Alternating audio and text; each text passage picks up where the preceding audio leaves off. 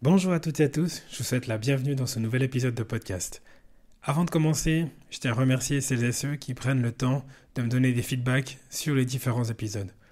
Que ce soit via les réseaux sociaux ou directement sur le podcast, c'est grâce à vos commentaires que je peux progresser. Aujourd'hui, je remercie particulièrement Grégoire qui m'a très justement suggéré de mentionner les dates dans les discussions avec mes invités afin que vous puissiez mieux vous situer la temporalité des événements. On enchaîne avec l'épisode du jour. S'il y a bien un sujet qui m'a très souvent taraudé l'esprit, c'est l'utilité ou non de faire un test d'effort. De nos jours, nous avons quasiment tous une montre de sport au poignet qui compte nos pas, la fréquence cardiaque au repos, les calories dépensées, le niveau de stress ou encore la qualité du sommeil. Bref, une quantité impressionnante d'informations. Mais à quel point est-ce que ces informations-là sont réellement précises ? Et surtout, pourquoi est-ce que les sportifs d'élite réalisent, eux, des tests d'effort en laboratoire ? Pourquoi dépenser autant d'énergie et d'argent alors que notre montre nous offre déjà toutes ces données ? À la fin de l'année 2023, j'ai voulu en avoir le cœur net et j'ai décidé de le faire, ce test, comme les pros. Le timing était parfait, j'en avais enfin fini avec mes blessures et j'étais prêt à réaliser mon propre plan d'entraînement. Il ne me manquait que mes zones d'entraînement. Pour ce faire, je me suis rendu chez Elisa et Apolline de l'entreprise VO2 Sport à Yverdon. Autant vous dire que ce test, il a sérieusement remis en cause les données affichées par ma montre. L'épisode d'aujourd'hui va vous raconter la méthodologie qui se cache derrière le test d'effort en laboratoire et l'importance de définir les zones d'entraînement au plus juste si on cherche à progresser en course à pied. Je vous souhaite une très belle écoute. Bienvenue dans Au-delà du mur, le podcast dédié à tous les passionnés de l'asphalte, de la nature ou de la piste. Ici, nous allons explorer les recoins de l'univers de la course à pied, que vous soyez novice ou que vous ayez déjà plusieurs dossards à votre actif. Au fil des épisodes, nous plongerons au cœur de la préparation physique et mentale, nous décortiquerons les secrets d'une nutrition équilibrée et nous nous pencherons sur les enjeux cruciaux de la santé pour vous permettre d'atteindre vos objectifs en toute sérénité. Si vous recherchez des avis d'experts, des témoignages de sportifs, des conseils pratiques pour vous aider à améliorer votre condition physique, à renforcer votre mental et à optimiser votre alimentation, tout ça dans la bonne humeur, vous êtes au bon endroit. Prenez une profonde inspiration, relâchez toutes les tensions, votre voyage au-delà du mur commence ici. Bonjour Elisa. Bonjour, Ça va ? ça va et toi? Oui, je te remercie de me recevoir chez toi à Yverdon. Avec plaisir. Pour les gens qui ne te connaissent pas, est-ce que tu nous ferais un CV Express ? Qui est Elisa ? Alors, Elisa, elle a fait des études en sport, elle a fait le bachelor à Fribourg, ensuite elle est partie à Lausanne pour faire son master en entraînement et performance. Là, elle a rencontré sa collègue Apolline, avec qui on a monté une entreprise. En 2016, en fait, c'était en début, entre guillemets, un gag. On avait fini nos études, on a cherché des places de travail qu'on n'a pas trouvées parce que c'est des métiers un peu de niche. Physiologiste de l'exercice, c'est le nom de mon métier, mais il y a peu d'endroits où on fait des tests d'effort, etc. Donc, peu de places de travail, donc on n'a rien trouvé. Et puis, on est parti faire une saison de ski comme monitrice de ski. Et puis c'est un peu durant cette saison qu'on a eu un peu l'idée de se dire quand on finit la saison de ski, comme on ne trouve rien, pourquoi on ne se lancerait pas et on n'ouvrirait pas une entreprise. Et au début c'était un peu un gag et au fur et à mesure de la saison de ski, ça s'est un peu plus transformé en non-gag. Et fini la saison de ski, on a directement parti sur trouver des locaux, c'était la première chose à faire. Et puis on a ouvert en plus ou moins août 2016 VO2 Sport. Et puis c'est de là qu'est partie l'aventure et qui est toujours d'actualité. C'est un joli gag, moi j'adorerais avoir des gags comme ça. Oui, alors sur le moment c'était vraiment un gag et petit à petit c'est venu réalité et il faut travailler, ça s'est pas fait tout seul. Mais on est content maintenant de ce que VO2 Sport est devenu et puis ce qui va encore venir et pour le futur aussi. Comment est-ce que vous vous êtes répartis les tâches ou alors vous êtes dit bah, toi t'es plutôt administrative, toi t'es plutôt technique ou ça s'est fait naturellement? Ça s'est fait un peu naturellement, un peu ensemble. C'est vrai on a fini nos études, on est parti 4 mois monitrice de ski, donc rien à voir. Et puis après, on s'est dit, bon, go, on lance une entreprise. Et dans le cadre de notre formation universitaire ou quoi, on a 0 cours ou quoi sur un business plan ou comment ouvrir une entreprise ou qu'est-ce qu'il faut. Et puis vraiment, on a été un peu au culot en disant, bon, ok, qu'est-ce qu'on a besoin au début? Un local, on va commencer là, qu'est-ce qu'on veut faire? Et puis on était petit à petit sans vraiment avoir des gros business plans, une grande vision pour la suite. Vraiment un peu, ok, on va voir ce qui se passe. Et puis là, on s'est entouré pas mal. On a dû s'entourer parce que tout d'un coup, il faut une assurance pour ça. Il faut aussi. On n'était pas au courant. Et puis petit à petit, il y a plein de questions qui sont arrivées. Et puis, on s'est entouré de personnes. On a contacté des gens qui nous ont aidés. Notre famille aussi a été un grand soutien pour nous orienter chez les bonnes personnes. Et puis, c'est comme ça qu'on est parti, donc un peu vraiment de rien parce qu'on n'y connaissait rien. Pendant les premiers mois de l'entreprise, on n'a pas vraiment fait notre job, on a plutôt compris, essayé de comprendre comment devait fonctionner une entreprise. Donc voilà un peu comment on est parti, mais c'est sûr que les deux, on avait en guillemets jamais travaillé, fini les études, on ouvre notre truc. Et, c'était des défis au quotidien ouais, il y a ça, il y a ci, comment on fait. Quand vous étiez dans vos études, vous recherchez quoi à la fin comme travail? Alors personnellement, jamais je me suis dit je vais ouvrir mon entreprise. Je me voyais par exemple dans des centres comme au CHUV ou des choses comme ça, à faire passer des tests d'effort, être physiologiste, du testing, de la préparation physique avec certains athlètes individuels, collectifs, voilà, plutôt ça. Mais jamais trop, je me suis dit je veux avoir ma propre entreprise, je veux absolument monter ma structure. C'était pas du tout le cas. Et puis comme j'ai dit, c'était au début un peu un gag. Et puis au final, on l'a fait. Et qu'est-ce qui vous a poussé spécifiquement peut-être toi déjà dans le choix de tes études, dans la physiologie de l'effort? Qu'est-ce qui t'a poussé là-dedans? J'aime beaucoup le côté scientifique. Je déteste, mais presque le côté un peu littéraire et tout, c'était pas du tout ma tasse de thé. J'aimais les maths, j'aimais la science, j'aimais le corps humain, ça m'a beaucoup passionnée. J'ai hésité d'ailleurs à faire médecine. Et après, j'ai fait mes études, un bachelor à Fribourg en santé, en recherche santé. Il y avait un bachelor différent il y a toujours d'ailleurs, que l'enseignement. Et puis, cette filière me permettait en fait d'avoir encore le côté médecine que j'ai eu. Donc, j'ai qu'une branche sport, en guillemets, de bachelor. Et puis, ma première année, c'était en commun, pas mal de cours en commun avec la médecine. Et puis, ça me permettait de relier les deux, le sport qui a toujours été ma passion et puis le côté scientifique à côté. Donc, c'est pour ça que je suis partie dans ces études-là.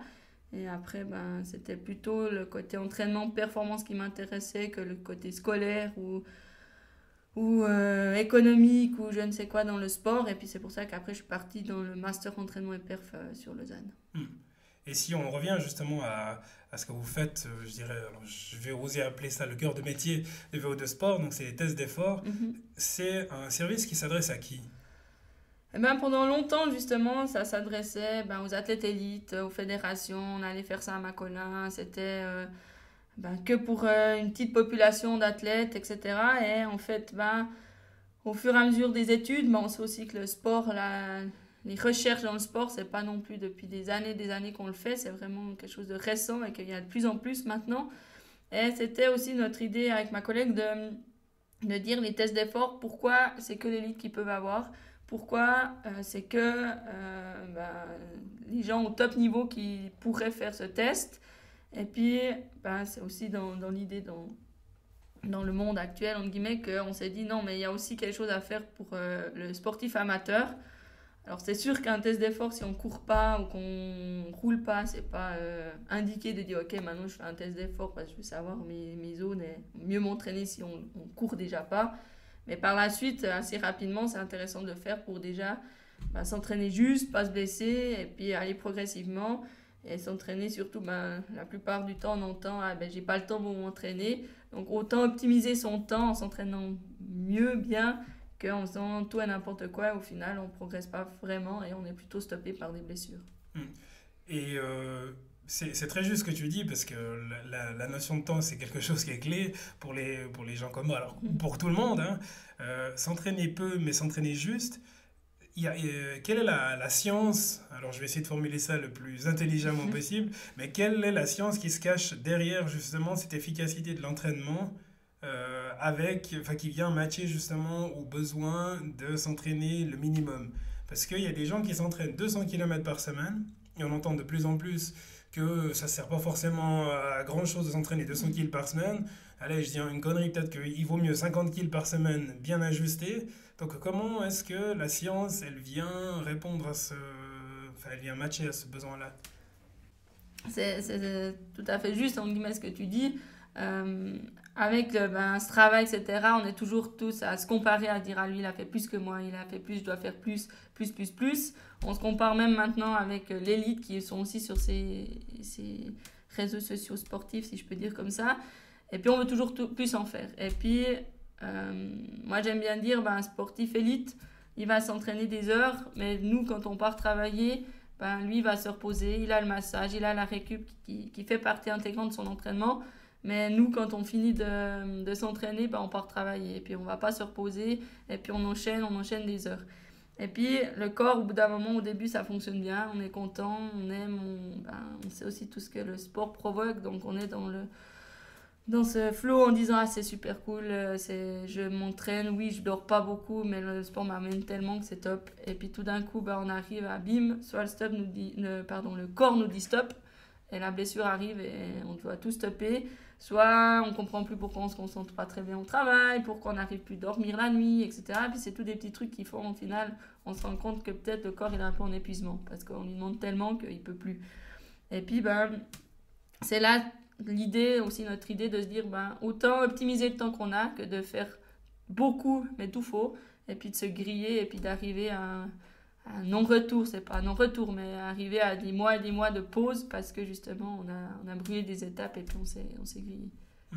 Et ça, c'est très juste ce que tu dis, le fait de vouloir trop en faire trop vite, ce côté un peu Strava, de se dire ah ouais, un tel, la dernière course, on a fini mano à mano, la prochaine, je vais le battre, je vois qui s'est entraîné, vite la notification, bon, j'y vais encore une fois. Donc, sans avoir un entraînement sans queue ni tête. Donc là, c'est là où le côté entraînement un peu structuré, c'est quelque chose qui est très positif. Et pour quelqu'un, justement, comme moi, qui justement s'entraîne entre le travail et ensuite il doit retourner travailler, le soir j'ai les enfants, qu'est-ce que le fait de pouvoir réaliser un test d'effort va m'apporter justement au niveau de ma planification d'entraînement? Justement, on entend, c'est aussi d'actualité, les gens sont à la recherche de données, ils ont des données, on a les montres qui est accessible pour tout le monde, qui donnent plein d'infos, on a Internet qui nous donne plein d'infos, comment s'entraîner, qui nous dit de faire quoi, etc. Et on se rend compte que les gens, ils connaissent beaucoup de choses. Ils ont lu beaucoup de choses, ils savent beaucoup de choses, mais après sur le terrain, au final, ils n'ont pas vraiment compris, puis ils font tout et n'importe quoi. Et c'est là que nous, le test d'effort, oui, il y a le test en lui-même, mais après le test, on aime prendre le temps pour que la personne, elle comprenne. J'ai fait quoi, et puis surtout, j'utilise comment maintenant mes données. Et puis, si tu l'as fait le test d'effort, mais si je t'imprime le rapport, je te le donne et je te dis bonne journée, je pense que ton prochain entraînement, tu vas faire comme tu faisais jusqu'à maintenant, et puis tu vas pas pouvoir adapter. Mais bien que tu as les zones, tu as tout sur la feuille, mais c'est plutôt le côté après, le test, la discussion et l'explication qui va permettre aussi de dire j'ai fait ce test, j'ai ces zones, mais maintenant je comprends pourquoi je vais faire ça. Et nous, on est aussi dans cette philosophie de se dire si je comprends pourquoi je dois courir lentement, peut-être ce sera plus agréable pour moi d'aller courir lentement. Parce que logiquement, mon corps, il ne voudra pas courir lentement. Il va me dire ouais, mais va plus vite parce que tu vas être plus fatigué, donc ce sera mieux pour toi, tu vas plus progresser. Et puis on sait que ce n'est pas le cas. Et c'est pour ça que la grande partie du test d'effort pour nous, oui, il y a les données, mais c'est après qu'est-ce que j'ai fait et puis comment maintenant je peux l'utiliser sur le terrain tout seul et puis que je peux utiliser les valeurs que j'ai reçues. Donc on va plonger justement dans ce test d'effort.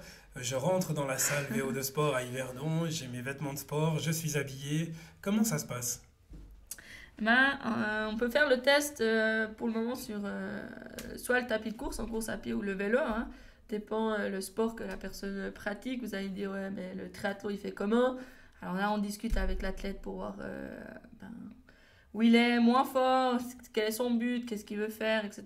Comment il s'entraîne. C'est sûr que si le vélo, il va de temps en temps, mais c'est plutôt course à pied, on va plutôt lui conseiller course à pied, etc. Voilà. Mais ça, on a prévu avant, donc la personne veut faire le marathon, court, donc on va faire le test d'effort sur le tapis de course. Et puis là, on commence toujours par un entretien avec la personne. C'est important aussi de connaître la personne qu'on a en face, le niveau déjà plus ou moins que la personne a, parce qu'on n'a pas les mêmes protocoles, on ne va pas partir à la même vitesse s'il court 30 minutes sur 10 kills ou bien s'il court 1 heure sur 10 kills. Voilà, on a plusieurs choses et puis surtout l'aspect aussi médical. On fait un test d'effort maximal, on va pousser la personne au max. Il faut qu'on s'assure qu'il n'y ait pas de soucis cardiaques ou respiratoires ou je ne sais quoi. On n'est pas à l'abri, hein, puisque avant le test, on ne sait pas. Mais c'est sûr, si la personne nous dit qu'elle a souvent des douleurs à la poitrine ou quoi, on ne va pas prendre le risque de faire un test max parce que c'est vraiment le but d'aller au max. Et ça, la personne, elle doit être aussi consciente que elle ne va pas juste se balader sur le tapis et puis au bout d'un moment, on va stopper. On va chercher le max, donc il faut que la personne ait conscience de ça et que potentiellement, il y a aussi des risques puisque on ne porte pas au quotidien, par exemple, le CG pour voir si le cœur va bien. Et la plupart des gens n'ont pas forcément fait de CG. Donc, on s'assure avec cet entretien que la personne est en bonne santé et puis qu'elle est apte à faire le test. Ensuite, on passe au test. Alors là, il y a toute une partie de préparation parce que la personne va courir sur le tapis avec un masque. Le masque va nous permettre de mesurer sa consommation d'oxygène et son rejet de CO2, qui va être important pour l'analyse des zones d'entraînement. On va prendre la fréquence cardiaque avec une ceinture toute bête. Ce sera aussi pour pouvoir lui donner ses zones d'entraînement. Et puis, on va aussi mesurer l'acide lactique. Ça, c'est une petite goutte de sang qu'on prend au bout du doigt durant le test, au moment clé de l'effort, justement, pour voir comment cet acide lactique va évoluer. Et ces 3 paramètres, surtout la VO2, la consommation d'oxygène et l'acide lactique, va nous permettre de déterminer des seuils pour après faire des zones d'entraînement, déterminer des zones d'entraînement pour l'athlète, pour lui-même. Donc ce sera ses propres zones, ce ne sera pas des pourcentages comme on pourrait le faire, tant X% du max ou quoi. C'est vraiment grâce à ces 2 seuils, et la VO2 et l'acide lactique, qu'on pourra déterminer ces seuils. Donc voilà le début. Après, comme j'ai dit, le protocole, ça dépend un peu le niveau de l'athlète, mais on part à une certaine vitesse. Et puis, chez nous, toutes les 3 minutes, le tapis va devenir de plus en plus vite. Et puis, le but, c'est qu'on aille jusqu'au max. Donc, c'est jamais nous qui allons dire à l'athlète, ah, c'est bon, tu peux t'arrêter, t'es au max, c'est tout bon pour nous. Non, c'est lui qui va aller chercher son max. Et puis, quand les jambes voudront plus, ce sera la fin du test. Et puis, dès la fin du test, il y a toute une partie où là, c'est l'analyse des données. On va analyser, regarder ce qui se passe. On a plusieurs éléments pour déterminer les seuils. On détermine les seuils, on fait le rapport, on sort le rapport. Et puis, c'est là que vient la partie pour nous, entre guillemets, importante de discussion, d'explication, comprendre la physiologie de base, entre guillemets, en simplifiant la chose, parce que c'est des fois plus complexe que juste ce qu'on dit, mais en essayant de simplifier la chose, et puis après, que la personne elle puisse prendre son rapport et puis aller s'entraîner un peu mieux chez elle, toute seule. Voilà un peu l'idée. Alors ça, c'est une merveilleuse histoire. Pour l'avoir vécu, c'est assez clair, c'est assez limpide. Mais comment est-ce qu'il a été défini, ce protocole? Comment est-ce qu'on a défini justement qu'il fallait courir sur un tapis, qu'il fallait les échanges gazeux, qu'il fallait prendre du sang? Alors, ça, c'est vraiment les études scientifiques qui ont été faites, pas qu'en Suisse, hein, dans le monde entier. Les différentes choses qui ont été mises en place, comparaison, pourquoi on fait des paliers, chez nous 3 minutes, on pourrait faire 1 minute, pourquoi. Après, il y a plusieurs façons de faire qui existent.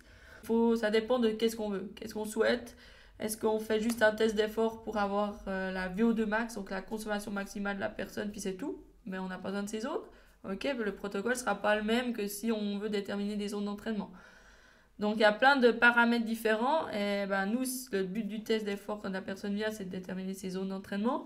Et puis c'est pour ça que ben, chez nous, on a pris parti de partir avec le protocole de Suisse olympique qui actuellement, ben, pour nous, nous convient. Mais ça ne veut pas dire que peut-être dans une année ou plus, il y aura d'autres choses qui vont arriver dans le milieu scientifique et puis qu'on va un peu changer notre protocole, notre façon de faire.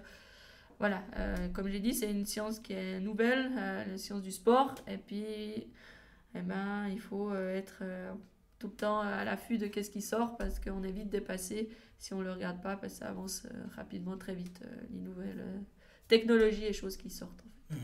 J'avais déjà fait un test d'effort avant de venir chez VO2 Sport.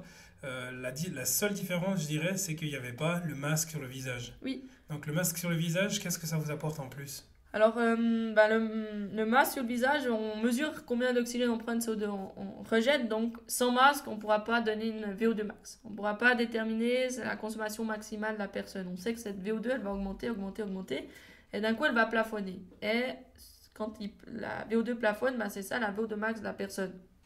J'aimerais assez bien comparer cette VO2 max à la puissance du moteur de la personne. Et c'est sûr que plus on a un gros moteur, ben, plus on pourrait aller vite. Et puis, ben, si on met déjà pas le masque, eh ben, on peut estimer avec une formule la VO2 max, mais elle n'est pas mesurée. Donc, on est moins précis. Ça, il y a déjà une part. Et puis, après, nous, on utilise beaucoup la VO2 pour déterminer les seuils.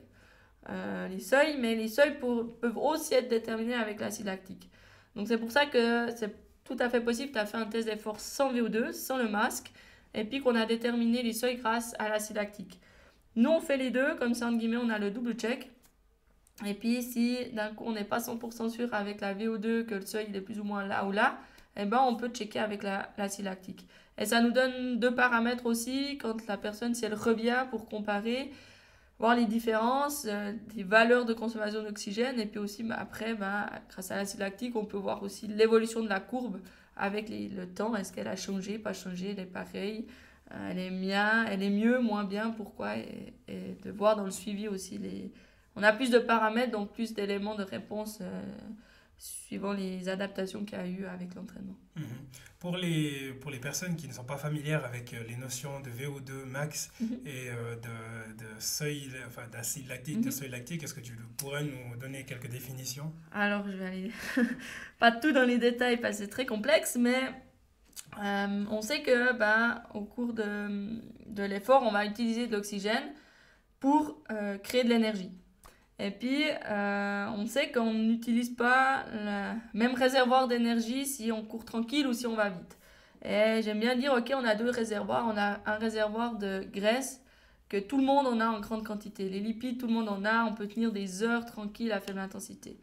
Et par contre, on a un réservoir de glycogène, de sucre, qui est tout petit. Et puis, celui-là, on a peu d'impact. On ne peut pas faire le réservoir contienne plus de litres ou quoi. Il est comme ça. Et maintenant, le but, ce sera qu'on aille chercher le plus tard possible dans l'effort cette utilisation de sucre, de glycogène. Et on sait qu'au fur et à mesure de l'effort, plus ça va venir difficile. Donc, dans le test d'effort, au début, on utilise beaucoup principalement des graisses. Ensuite, on arrive au premier seuil ventilatoire 1. Et là, on voit qu'à partir de ce moment, on utilise toujours des graisses, mais de moins en moins et de plus en plus, les sucres vont venir prendre leur lait. Et puis dès le deuxième seuil, le seuil ventilatoire 2, on arrive à un point où on utilise quasiment plus que des sucres. Et comme j'ai dit avant, le réservoir est tout petit. Donc dès qu'on franchit ce deuxième seuil, on sait qu'on ne va pas tenir des heures à cette intensité parce que le réservoir, il va se vider et puis ça va créer l'arrêt de l'effort. Donc c'est pour ça que la consommation d'oxygène augmente, c'est que pour oxyder des glucides, on utilise plus d'oxygène. Et puis, on a ce plateau. Parce que si cette valeur augmentera à l'infini, tout le monde serait excellent en endurance. Non, on arrive à une limite. Et puis, c'est ça notre VO2 max. Et puis, si on comprend bien cette histoire de, ok, au début, je suis dans les graisses. Ensuite, j'ai une zone où je suis dans les sucres et les graisses. Et puis, à la fin, plus que dans les sucres, plus on ira chercher tard notre glycogène au sucre, plus le test sera long, plus on sera meilleur, etc. Et c'est l'idée qu'en s'entraînant mieux, on arrive à décaler les deux seuils, donc le seuil ventilatoire 1 et le seuil ventilatoire 2 vers la droite. Donc pour une intensité plus haute, on espère qu'avec l'entraînement, je dis n'importe quoi, à 13 km/h, on voit qu'on commence à utiliser gentiment des sucres, on espère qu'avec l'entraînement, c'est plus à 13, mais à 14 ou à 15. Et là, on verra qu'on a progressé et que plus longtemps, entre guillemets, dans le test, c'est facile et ça vient plus dur plus tard, ce qui fait que concrètement, on est meilleur, on est plus performant. Puis j'ai parlé de seuil ventilatoire 1 et 2. Et maintenant, ces seuils ventilatoires 1 et 2, c'est plus ou moins pareil que le seuil lactique 1 et 2. Alors, on ne peut pas dire complètement que le seuil ventilatoire 1 égale le seuil lactique 1, mais pour faire simple, on va dire que c'est pareil, parce que c'est quasiment ça. Donc, c'est la même chose. On a dit qu'on pouvait déterminer les seuils grâce à la VO2 ou à l'acide lactique. Donc, comme nous, on regarde plutôt la VO2, c'est pour ça qu'on parle de seuil ventilatoire 1 et 2. Mais en fait, on a aussi un autre indicateur, l'acide lactique, qui va nous permettre de les déterminer. On sait que plus on va utiliser, en fait, quand on utilise des sucres, on produit de l'acide lactique. C'est pour ça qu'au début du test, quand on est vraiment dans l'utilisation principalement de nos lipides, on reste sur une ligne de base en termes d'acide lactique. On ne produit rien. Et tout d'un coup, quand on arrive au seuil ventilatoire 1 ou au seuil lactique 1, on commence gentiment à produire de l'acide lactique parce qu'on commence à dégrader du sucre. Donc, on dégrade du sucre, on produit de l'acide lactique. Et plus on va venir dans l'utilisation de sucre, plus on va produire d'acide lactique parce qu'on sera principalement dans que l'oxydation des glucides. Et c'est pour ça que si on est que dans les graisses, on ne produit pas d'acide lactique. Et si on est dans que des sucres, là, on produit énormément d'acide lactique. Il y a quelque chose, alors là, j'ai mon test sous les yeux. Donc, il y a, je visualise totalement justement les différentes courbes et la progression du test d'effort avec l'augmentation de la vitesse. Mais il y a un point peut-être qu'il faut préciser, alors qu'il fallait peut-être préciser en préambule, c'est qu'un test d'effort, alors tu l'as dit, c'est un test max. Donc il faut le faire en se poussant au maximum. Donc il faut être en mesure de fournir son maximum. Oui. Ça veut dire qu'il ne faut pas être fatigué, il ne faut pas s'entraîner hyper long, enfin faire la sortie longue la veille. Mais le test d'effort, il permet aussi de montrer d'une certaine manière si la personne, elle n'est pas à fond. Oui, alors on ne peut pas tricher avec le test d'effort. On a des critères de maximalité du test où on sait que s'il arrive à plus ou moins 8 millimoles d'acide lactique, ça veut dire qu'il arrive au max, qu'on a avec la fréquence cardiaque théorique maximale, plus ou moins, etc. On a plusieurs critères pour dire ok, il est bien au max. Et c'est sûr qu'on le voit. Si la personne n'est pas au max, en guillemets, on ne peut pas analyser le test parce qu'on ne peut pas prédire que peut-être il tenait encore 2, 3, 4 minutes. On n'en sait rien. Donc c'est pour ça que pour nous, c'est hyper important que la personne aille au max. On va le pousser pour qu'il aille au max. Parce que c'est le but aussi, ça fait partie du job quand on fait un test d'effort. C'est d'encourager la personne pour qu'elle aille chercher vraiment le max. Alors un athlète ou même un amateur qui a l'habitude de se faire mal, ce sera plus facile pour lui de se mettre dans ce rouge. Et quelqu'un qui court peu ou qui va jamais dans cette zone d'intensité, ce sera plus dur. Et puis, ça c'est à nous aussi de le pousser pour qu'il aille là-dedans. Mais surtout, on voit aussi à la fin du test les points forts et les points faibles de l'athlète. Aussi, on détermine des zones d'entraînement où on sait, on pourra dire à la personne, il ne faudra pas dépasser telle fréquence cardiaque, telle allure, etc. Mais on peut aussi voir, ok, chez toi, cette zone, elle est très développée, c'est très bien. Celle-là, elle est très développée, mais c'est pas bien, parce que c'est pas ce qu'on veut. Voilà, et c'est aussi de pouvoir montrer, entre guillemets, où l'athlète est fort, moins fort, et comment il peut maintenant changer sa façon de s'entraîner pour s'améliorer, et puis, entre guillemets, encore faire évoluer ses points forts et diminuer ses points faibles en modifiant la chose. Je vois qu'il y a effectivement toute une science. Alors pour moi qui adore tout ce qui est technique et puis les métriques, c'est quelque chose de fantastique. À l'issue d'un test d'effort, donc il en ressort un rapport avec différentes zones d'entraînement. Oui. Il y en a systématiquement 5, c'est ça? Non, alors ça dépend un peu les scientifiques derrière ou la personne qui fait le test. Il y a certains qui regroupent certaines zones. Nous, on n'aime pas trop. Ça dépend de quelle zone la personne, le scientifique regroupe. Il y a des fois une 6e zone qu'on appelle supramax, qu'on pourrait, c'est sûr qu'en termes de vitesse, on peut aller plus vite que notre VMA. Quand on va faire le test, on va finir à une certaine vitesse. Cette certaine vitesse, c'est notre VMA, notre vitesse maximale aérobie. Et cette vitesse, sur 100 mètres, 200 mètres, je vais pouvoir aller plus vite, ça c'est sûr. Et c'est pour ça que certaines personnes ou livres ou dans la littérature, on voit des fois une 6e zone, 7e zone, parce que justement, ils parlent de supramax, de maximal, etc. Et puis certains, ils parlent tout d'un coup de 3 zones. Et ils regroupent, par exemple, la zone d'endurance de base avec la zone d'endurance intensive. Voilà, on trouve un peu de tout.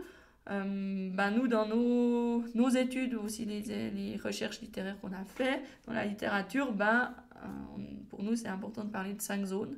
Et puis, c'est pour ça que nous, on détermine 5 zones d'entraînement qui sont importantes pour nous. Donc, les 5 zones, je vous ai parlé de ces 5 zones, mais qu'est-ce que c'est? On a une première zone de récupération. Celle-là, elle n'est pas très importante, on va rarement là-dedans. Après, il y a vraiment la zone la plus importante pour moi, c'est la zone 2, l'endurance de base, où là, on sait que dans cette zone, on utilise principalement des graisses. Ensuite, on a la zone d'endurance intensive, la zone 3, où là, c'est une zone où on est mixte. On utilise des sucres et des graisses, et on adore l'appeler la zone plaisir, parce que tout le monde adore aller courir dans cette zone, se sent bien, sent qu'on progresse, etc. Mais peut-être qu'on verra par la suite que c'est pas forcément là qu'on va progresser. Ensuite, on a une autre zone, la zone seuil. Là, c'est la zone, comme son nom l'indique, seuil. On entend tout le temps dans le jargon, je fais mes entraînements au seuil, au seuil, au seuil. C'est cette zone-là. C'est la zone où plus ou moins on peut courir un 10 kg. Ça dépend un peu de la résistance, mais c'est plus ou moins la vitesse qu'on court le 10 kg. Et après, on parle d'une 5e zone, où là, on est dans la zone VO2 max, la zone du VMA, où on travaille la VMA, où on est vraiment à des vitesses élevées, à haute intensité, où à partir de là, dans cette zone, on utilise principalement que des sucres, donc on ne va pas tenir des heures et des heures dans ces intensités. Donc je sors de la salle VO2 Sport fraîchement auréolé de mon protocole d'entraînement. Dans l'idée, j'ai envie de progresser, donc on va reprendre l'exemple que tu disais avant pour le marathon. Il sera composé de quoi, mon entraînement? Justement, on part du marathon, c'est un bon exemple parce que c'est souvent des fois un peu un défi. J'ai 40 ans, je vais faire un marathon, je fais un marathon de New York et puis je pars, je cours pas, je fais quoi? Alors c'est sûr qu'au début, il faut commencer à courir petit à petit, progressivement. Peut-être au début, c'est marche-course, etc. Il faut aller progressivement. Après, à partir d'un moment où on court, je dirais 2-3 fois par semaine régulièrement, là, c'est intéressant de faire le test d'effort. On fait le test d'effort, on sort, on a notre beau rapport avec notre belle zone, mais maintenant, je fais quoi? En plus, la montre, elle a aussi des zones, mais on constate que c'est pas forcément celle qu'il y a sur le papier. Heureusement, on a fait le test, on a nos vraies zones, et on n'a pas des zones estimées par une montre, par un calcul, on a nos vraies zones. On y rentre dans notre montre, comme ça, au moins, on s'entraîne avec nos propres zones. Et puis maintenant, je fais quoi? J'ai plein de zones, donc est-ce que je dois aller chaque semaine dans différentes zones? Est-ce que je dois aller vite, lentement, longtemps, etc. Donc en fait, pour le moment, dans le milieu scientifique, ce qui montre qu'il marche plus ou moins bien, c'est l'entraînement polarisé. C'est-à-dire qu'on conseillerait à l'athlète de s'entraîner 80% en dessous de son premier seuil, donc de son SV1 ou seuil lactique 1, donc en endurance de base. Où là, grâce au test, on va pouvoir lui dire, ok, il ne faut pas dépasser 150 de fréquence cardiaque et X km/h. Donc 80% de ses entraînements dans sa semaine devraient être dans cette zone. Et après, il y a un 20% qui devrait être en dessus du deuxième seuil. Et là, c'est les entraînements d'intervalle training, de série. Ça, on entend, on lit, tout le monde veut en faire parce qu'on voit qu'on progresse grâce à ces entraînements. Et puis, le 20% seulement du nombre d'entraînements dans la semaine devrait être dans cette intensité. Donc 80% en endurance de base et 20% soit dans la zone seuil, soit dans la zone rouge, VO2 max. 80-20, 100, il n'y a plus de place pour la zone plaisir verte. Oui, parce que comme je vous ai dit avant, c'est la zone qu'on adore, mais c'est pas là qu'on va progresser. C'est là qu'on va aller pendant le marathon, c'est là qu'on va aller pendant une course, mais c'est pas là qu'on devrait tout le temps s'entraîner dedans. Après, j'aime bien dire, on fait un podcast là pour le sportif amateur, on ne gagne pas notre vie avec la course à pied, c'est un plaisir, c'est une passion, et elle doit rester un plaisir. Et c'est pour ça qu'il n'y a pas de souci si de temps en temps on va dans cette zone. On va courir avec des copains, ben on va dans cette zone, il n'y a pas de souci. C'est pas néfaste non plus de courir là-dedans. Mais c'est sûr que si on finit notre semaine et on voit que tous nos entraînements ont été dans cette zone, eh ben on va pas forcément progresser pour notre marathon. Au début oui, mais après on va plutôt stagner et puis pas vraiment optimiser notre entraînement si on s'entraîne toujours dans cette zone d'endurance intensive, dans cette zone où on adore, qu'on aime bien. On finit notre heure, on est fatigué, mais pas non plus épuisé comme des séries. Puis on n'a pas couru aussi lentement qu'en endurance de base, donc on pense que c'est top et c'est idéal. Mais concrètement, non, c'est mieux de s'entraîner plus lentement ou à fond avec des séries pour que lors de notre marathon, on court un peu plus vite que ce que l'on est maintenant actuellement parce qu'on aura progressé grâce à l'entraînement. Toujours rechercher à repousser la zone max, donc l'arrivée de la saturation le plus tard possible pour nous permettre justement d'agrandir cette zone plaisir, entre guillemets, ou en tout cas cette zone où on est le plus à l'aise dans l'effort, on est en mesure d'aller le plus loin possible et le plus vite possible aussi, c'est aussi pour ça. Alors c'est pas directement de l'agrandir, parce que si on l'agrandit, ça voudrait dire plus ou moins, alors ok, si je l'agrandis, ma zone verte, ça veut dire que je cours le marathon en 6 heures et puis les 10 kg en 30 minutes. C'est pas vraiment ce qu'on veut, on veut pas avoir une palette de vitesse pour les compétitions énormes. Plus elle est petite, mieux c'est. Elle sera petite parce qu'on va pas courir les 10 kg à la même vitesse que le marathon. Mais on veut diminuer cette zone, qu'elle vienne petite, et surtout la décaler vers la droite, pas forcément l'agrandir. Par contre, on veut agrandir la zone d'endurance de base, où ça c'est important. Si on s'entraîne que dans cette zone d'endurance intensive, on va justement l'agrandir, mais pas la déplacer. Donc on va stagner dans nos performances et on ne courra pas plus vite notre marathon une année après, même en s'étant entraîné plus dans cette zone verte, dans cette zone d'endurance intensive. Eh ben, j'ai plus qu'à aller m'entraîner. C'est ça. Tu parlais avant de VO2 Max, donc de l'histoire de VO2 Max. C'est une entreprise qui arrive sur ses 8 ans, 9 ans. Oui. Tu parlais en début de discussion à demi-mot d'un futur. Alors c'est très bien qu'une entreprise ait un futur, mais est-ce qu'il y a des bouleversements qui s'annoncent à moyen, court terme dont tu peux nous parler? Comme ça, je vois pas trop.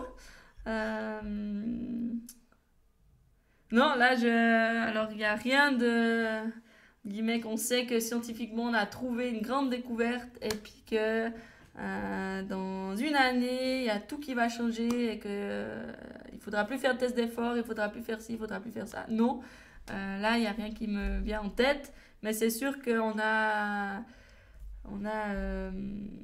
un futur, des projets dans le futur.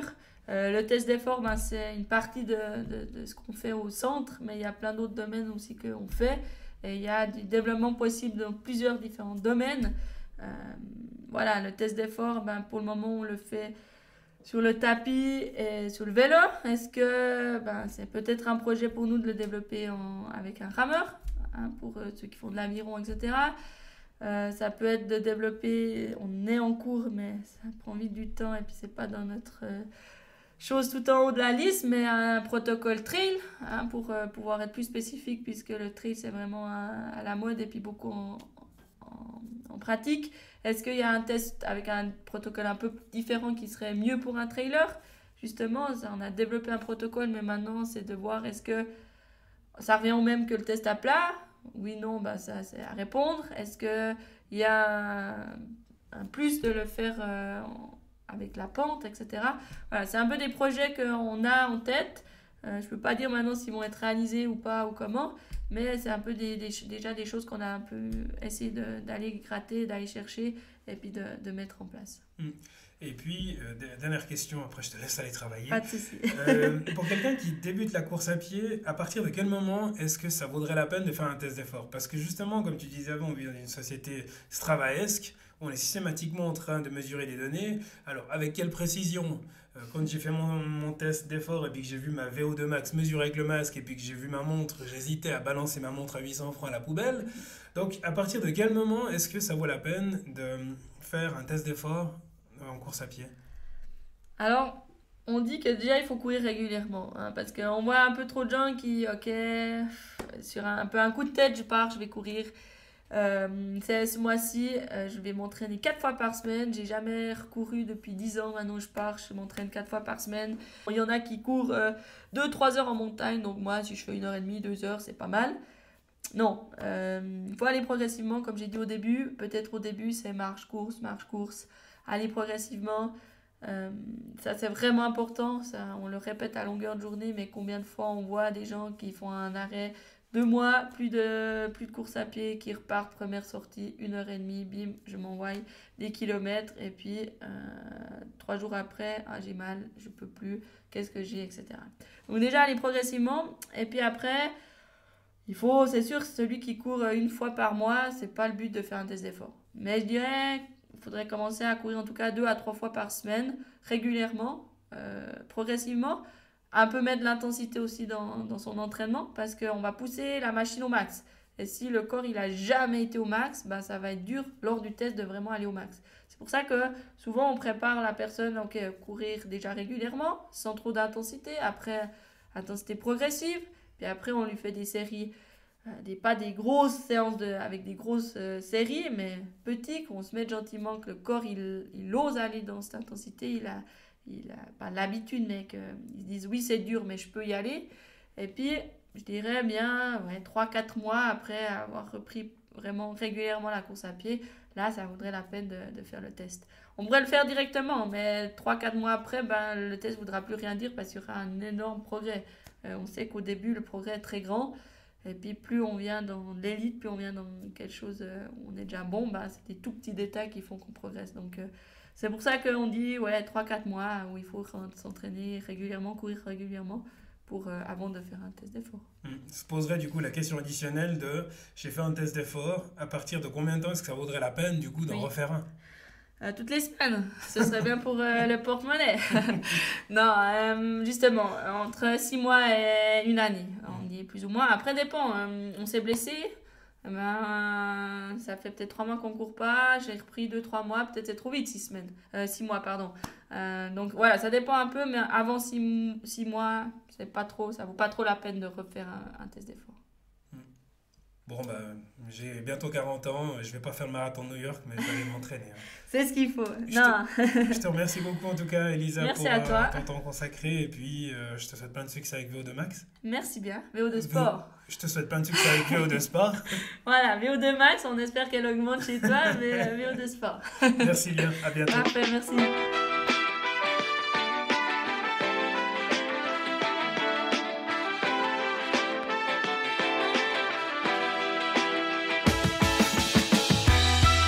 Si cet épisode vous a plu, merci de lui laisser un avis 5 étoiles et partagez-le avec vos amis et votre famille. Me laisser un commentaire, c'est m'offrir l'occasion de m'améliorer pour continuer à être écouté par vous. D'ici la publication du prochain épisode, vous pouvez retrouver mes aventures sur le compte Instagram podcast Au-delà du mur. Portez-vous bien, allez à très vite, ciao.